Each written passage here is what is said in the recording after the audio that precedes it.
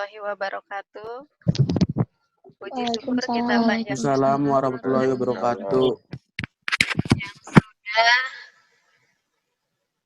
sudah memberikan kesehatan kepada kita.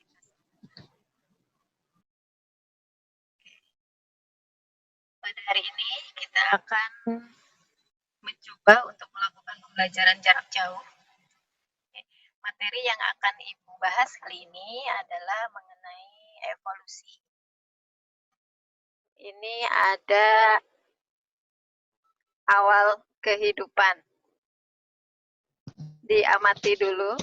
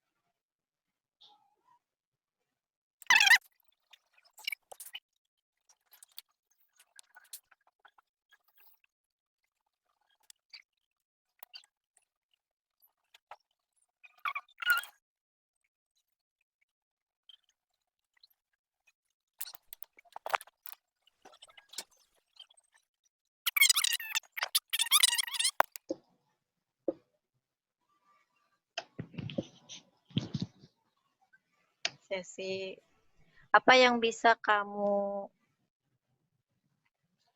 utarakan, sampaikan tentang silakan yang mau mengajukan pendapatnya di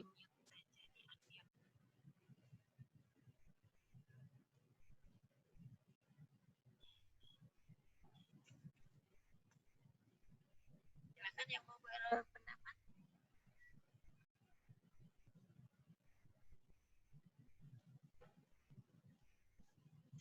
Ya, Adriel, silakan di unmute dulu mic-nya. Apa, Bu? Ya, apa pendapatmu soal ini? Pandangannya semua yang ada di bumi atau mikroorganisme gitu sudah tumbuh pada saat dulu juta-jutaan tahun yang lalu mungkin. Menurut kamu apa yang ada hari ini itu adalah hasil suatu perubahan dari yang sudah ada di masa lampau. Iya, Bu. Oke, terima kasih Adriel. Silakan yang lain yang mau berpendapat. Sama-sama, Bu. Tiara tuh pendapat. Ayo.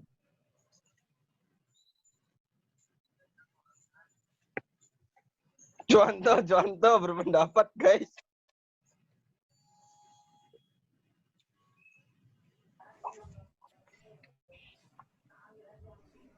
Ya, bagaimana awal terbentuknya kehidupan? Ada yang tahu teori-teori yang menjelaskan tentang kehidupan? Ada apa saja? Seperti tadi dari mulai tidak ada apa-apa, hanya bumi yang panas, kemudian mulai ditumbuhi, dihidupi, ditinggali oleh makhluk hidup. Kemudian ada juga yang tadi kalian lihat ada dinosaurus, tapi kemudian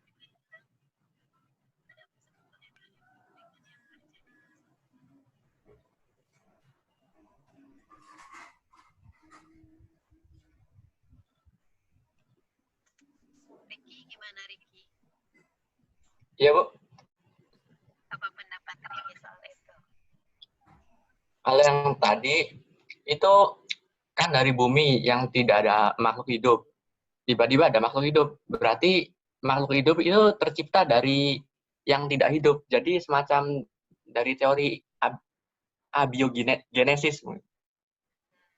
Ya, berarti Ricky mengatakan bahwa teori evolusi itu ada yang mengatakan teori abiogenesis dan teori biogenesis. Ya, kalau saat ini teori abiogenesis masih bisa dipercaya tidak, Ricky, menurut Ricky? Kalau untuk sekarang sudah tidak dapat dipercaya, Bu. Alasannya apa? Yang percobaan di apa itu yang kaldu di botol tertutup itu tidak akan berubah menjadi makhluk apa-apa. Yang hilang Yang kuah. Yang di botol bisi kang kaldu ayam dah. Itu nggak bakal berubah jadi makhluk hidup. Oke. Jadi memang para ahli itu menjelaskan ada dua teori abiogenesis dan teori biogenesis. Sampai saat ini untuk teori-teori tersebut ada yang pro dan ada yang kontra. Ya, untuk teori terbentuknya bumi juga di sini ada beberapa teori. Yang pertama ada teori yang disebut dengan teori nebula. Di sini memaparkan bahwa langit dan tata surya berawal dari kabut. Dan kabut tersebut mengandung gas hidrogen. Kemudian ada yang menjelaskan tentang teori pasang surut gas.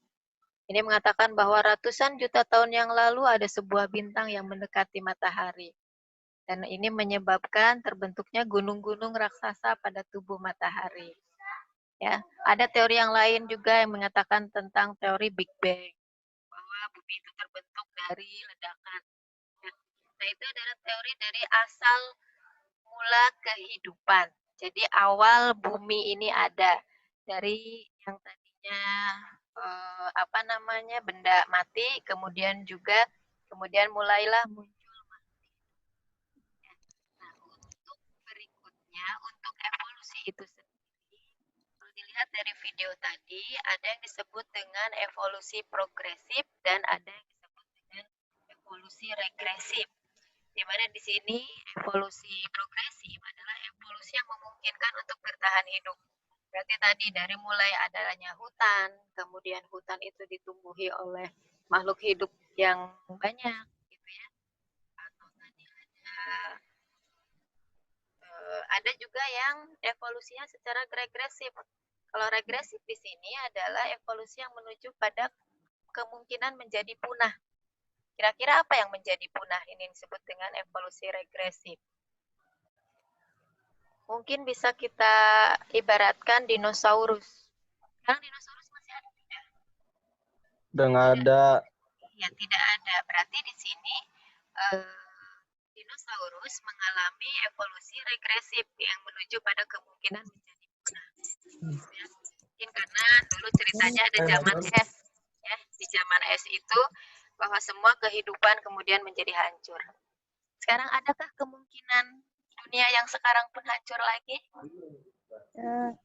Ada. Ada kemungkinan, betul. Apalagi kita diajarkan bahwa bumi yang sekarang adalah sudah yang menuju akhir dunia, sudah menuju kiamat. Ya, mungkin suatu saat kehancuran itu menjadi kekal ya, terjadi semuanya hancur. Dan kalau kita bicara dari segi agama, berarti ketika kiamat dari suatu kehidupan, akhir dari suatu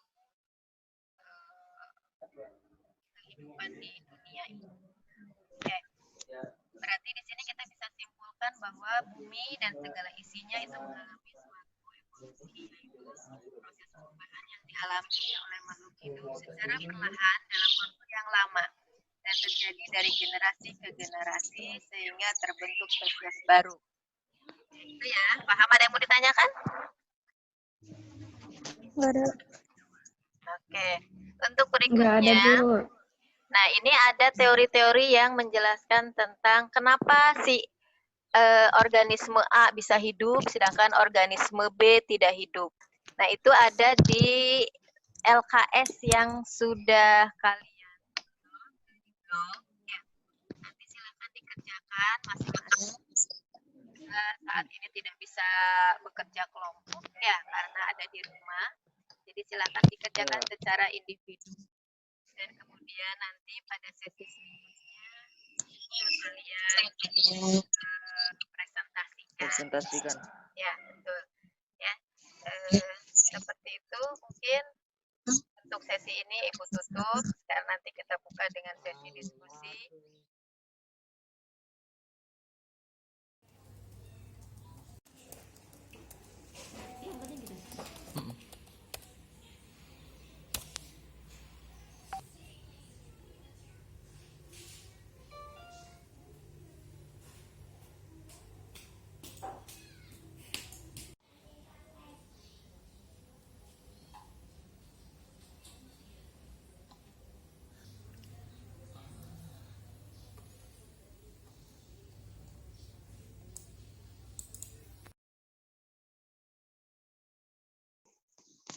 Di Inggris terdapat sejenis kupu-kupu.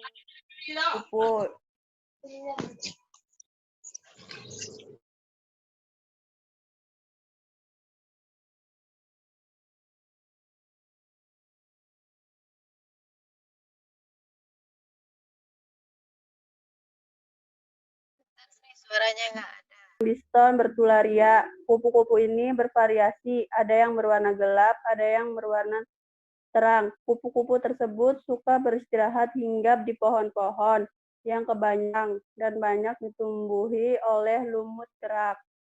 Burung yang mencari makan pada siang hari gemar makan kupu-kupu ini. Macam kupu-kupu manakah yang banyak dimangsa burung? Apa sebabnya? Ya, kupu-kupu yang banyak dimangsa adalah kupu-kupu yang sayap berwarna gelap. Karena warna gelap ini ketika berada di lingkungan pohon berwarna terang menjadi mudah dilihat oleh pemangsa. B. Andaikan kupu-kupu tersebut dihitung, menurut pendapatmu, kupu-kupu yang manakah yang jumlahnya lebih banyak? Mengapa? Ya, jumlahnya lebih banyak adalah kupu-kupu yang berwarna terang. Alasannya karena kupu-kupu berwarna gelap banyak dimangsa oleh pemangsa.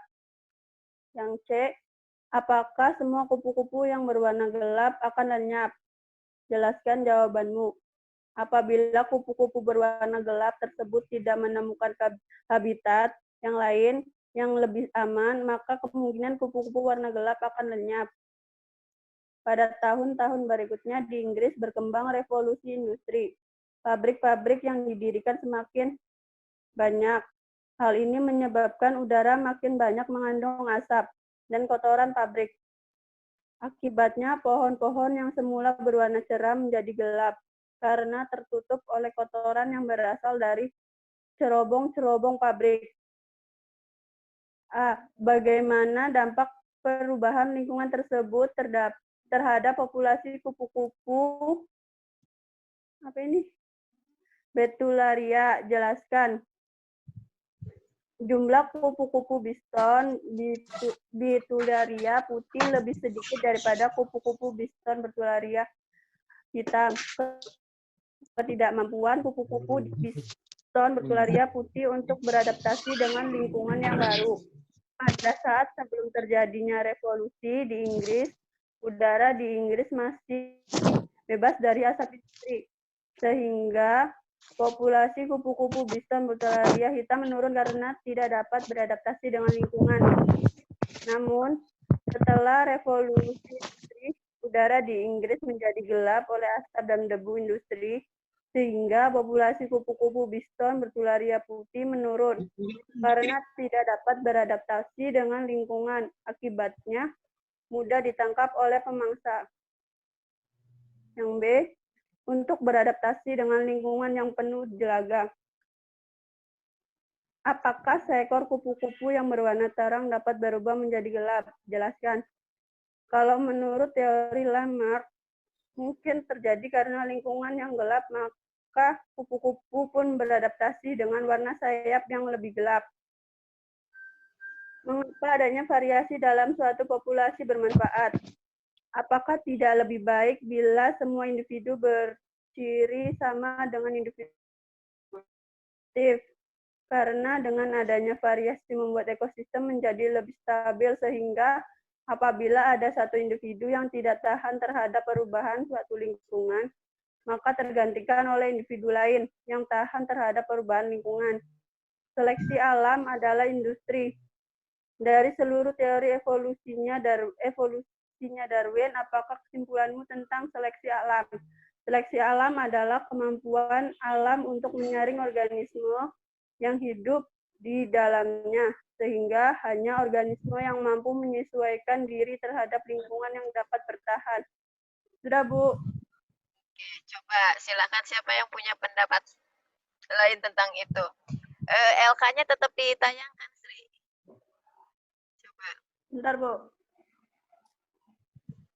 Apa yang untuk nomor 1, apakah betul yang bisa bertahan itu adalah kupu-kupu berwarna apa tadi, Sri? Merah apa yang putih lebih, apa? Yang lebih hitam. terang, Bu.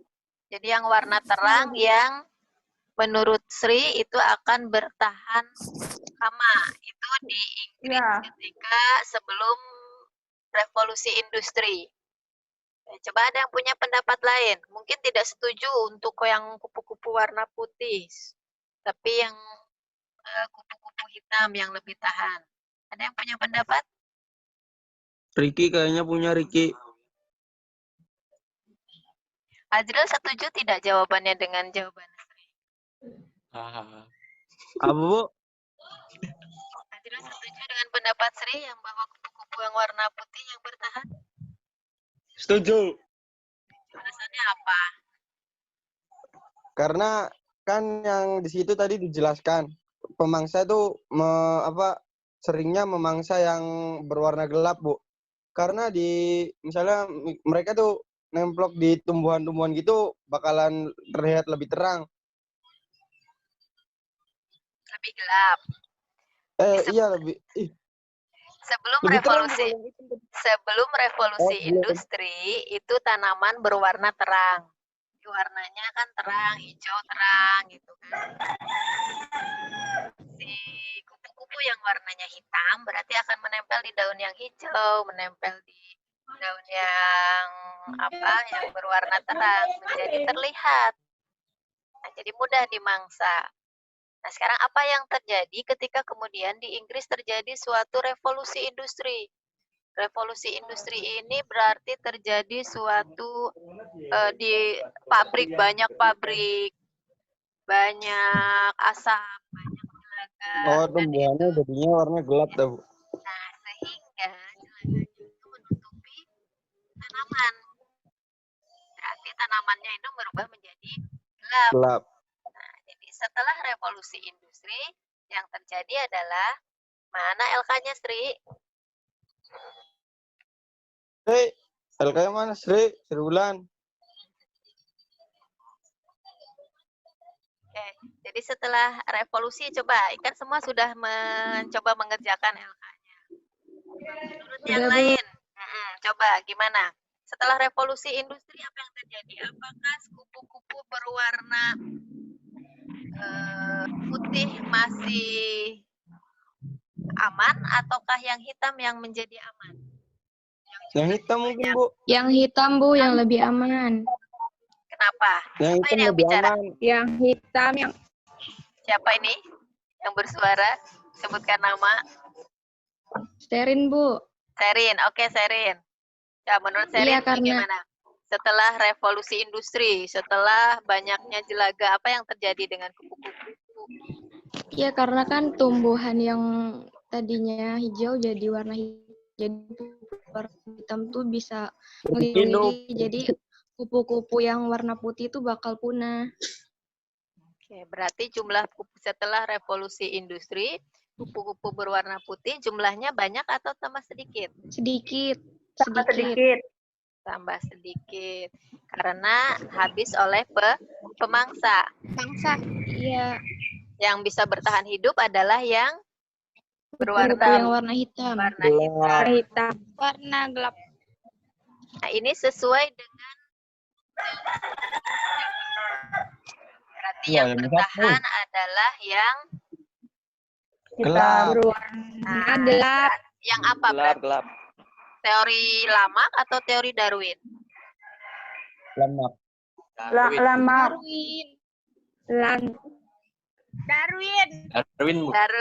Kenapa Darwin? Seleksi alam, Bu. Darwin tentang seleksi alam, Bu.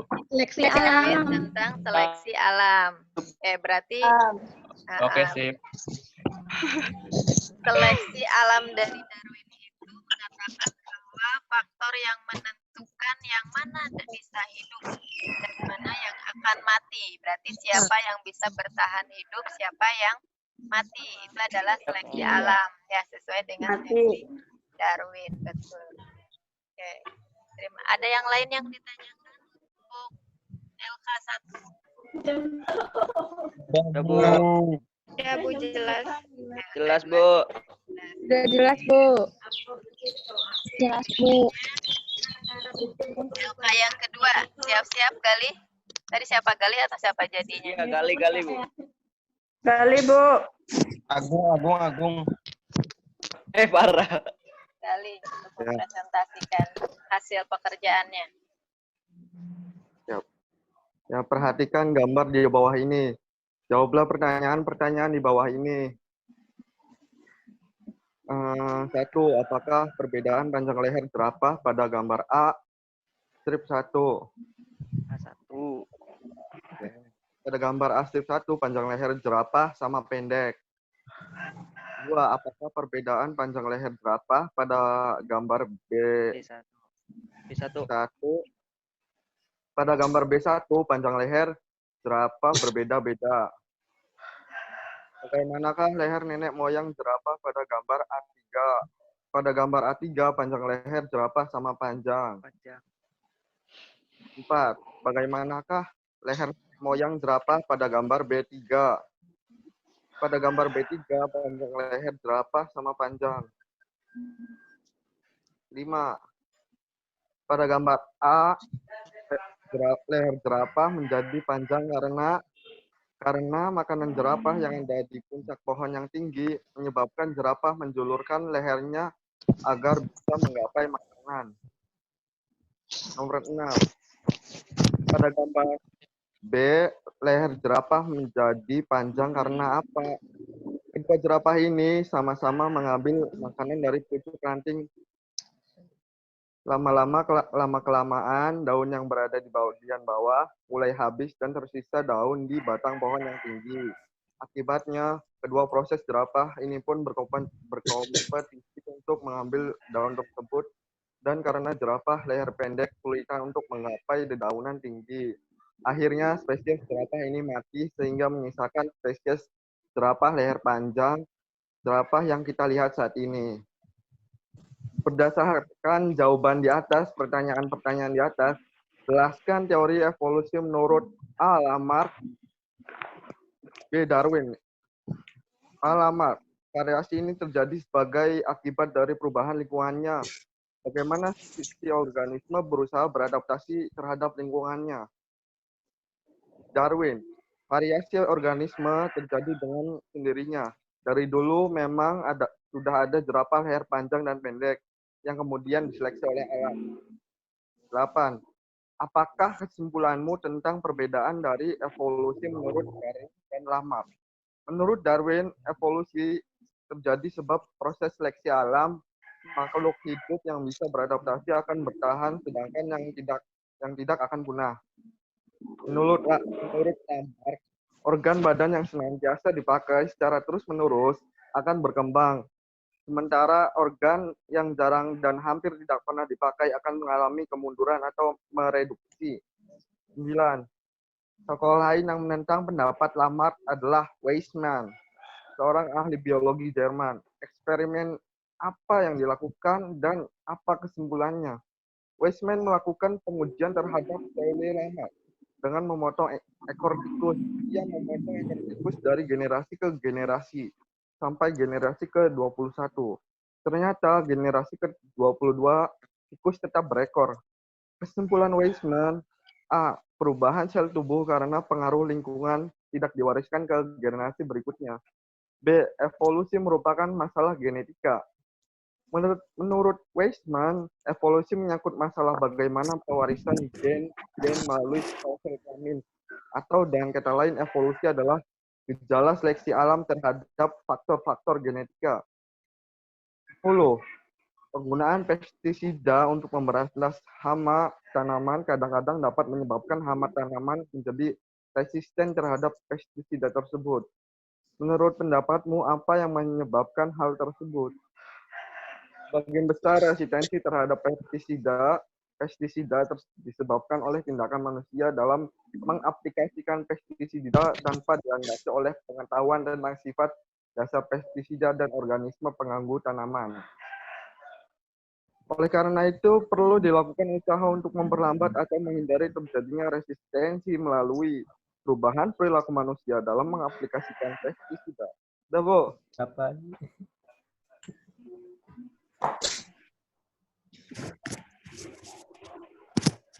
Iya, Bu. Udah, Bu?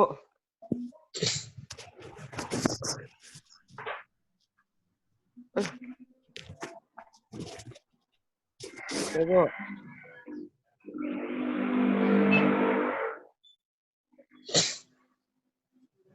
Bu, nggak ada suaranya, Bu. Masuk lagi, Li. Coba ya. Siapa yang punya pendapat tentang apa yang disampaikan oleh Galih tadi? Untuk berarti ini perbandingan antara teori Lamarck dan Darwin mengenai leher Lamarck dan jerapah. Darwin. Ya, mengenai leher Ya. jerapah. Farhan, coba apa pendapatnya Farhan? Sok, diaktifkan dulu mikrofonnya.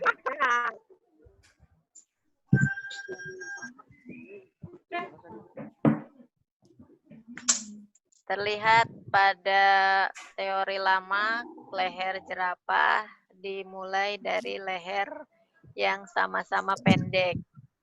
Yang kemudian, Dari itu teori lama itu menjelaskan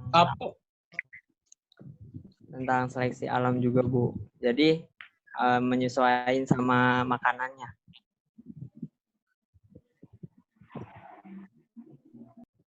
maksudnya menyesuaikan dengan makanan bagaimana?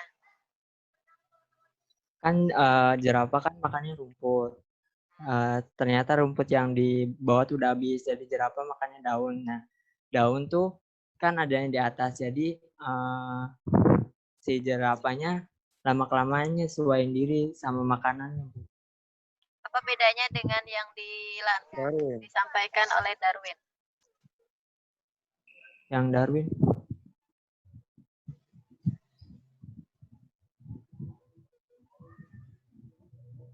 Ya mungkin yang dari Darwin tuh ngejelasinnya emang leher yang jerapah yang berleher panjangnya tuh udah ada dari dulu, Bu.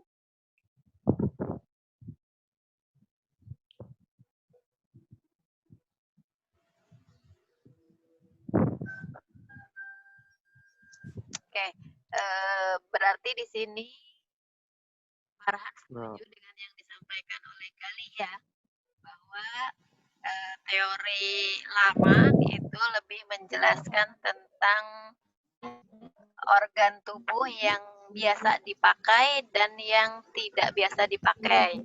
Sehingga di sini leher jerapah yang tadinya pendek karena sering digunakan untuk menggapai tanaman yang di atas pohon yang tinggi, sehingga lama-kelamaan organ tersebut memanjang dan akhirnya di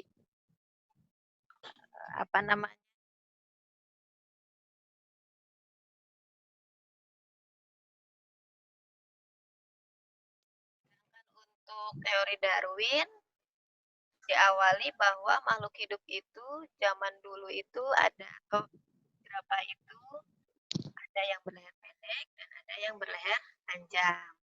Tapi karena makanan jerapah itu lama-kelamaan yang rumput di bawahnya habis, sehingga harus mencari di atas di pohon.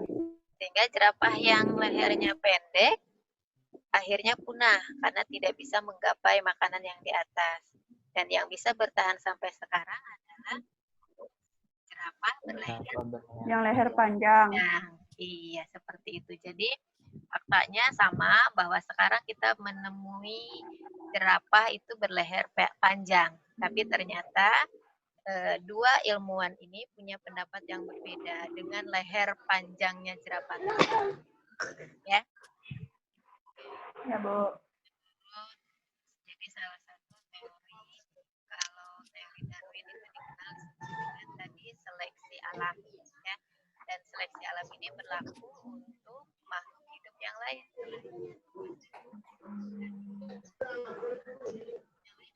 Disampaikan lagi. Ibu harapkan nanti karena kita tidak bisa presentasi semua hari ini, hanya diwakilkan oleh 2 orang saja.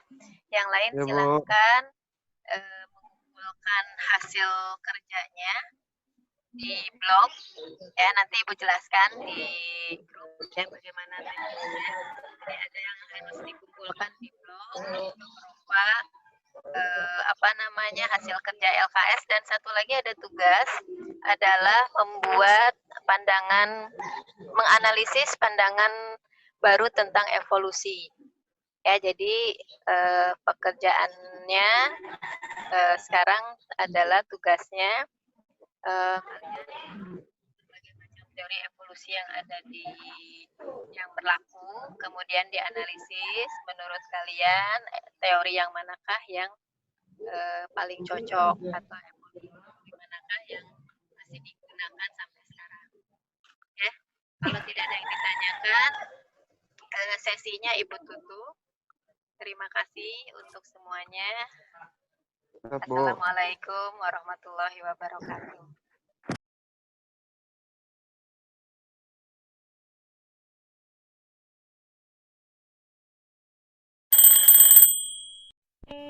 Ini ceritaku dalam mengerjakan tugas secara daring atau online. Walaupun bangun kesiangan, aku pun tetap bisa mengerjakannya. Oh iya, cuci muka terlebih dahulu agar terlihat lebih segar.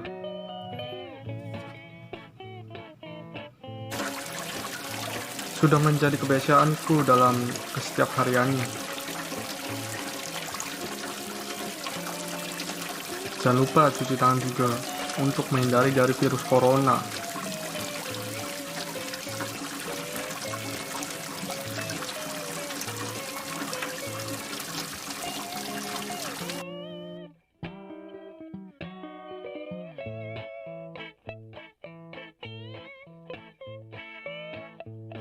Terkadang aku tidur sebentar untuk menunggu tugas dari guru.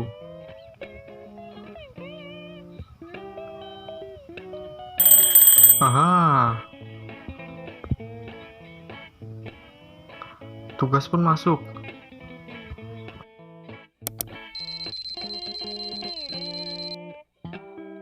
Ternyata mengerjakan PR secara online di era digital saat ini sangat simple dan tidak ribet. Bisa sambil tiduran, sambil makan, pokoknya simpel sekali. Dan tidak membuat kita bosan. Akhirnya selesai juga pengalaman belajar yang tidak terlupakan. Untuk merefresh otak, aku pun biasanya membuat video seperti ini.